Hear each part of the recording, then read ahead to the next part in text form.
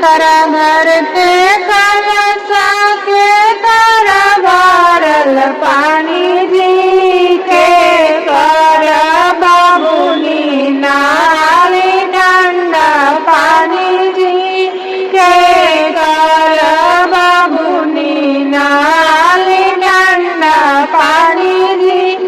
कोरा घर के कलशा पापा के भरल पानी जी मम्मी के बाबुनी नाली डंडा पानी जी मम्मी के बाबुनी नाली डंडा पानी जी एक घर का कलशा के कर भरल पानी जी के कर बाबुनी नाली डंडा पानी जी के कर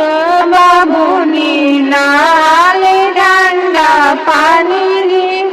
कोरा घर के कलशा चाचा के भरल पानी जी चाची के बाबुनी नाली डंडा पानी जी चाची के बाबुनी नाली डंडा पानी जी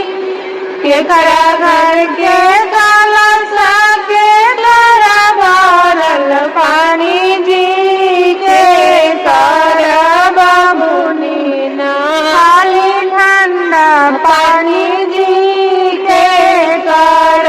बाबुनी नाली डंडा पानी जी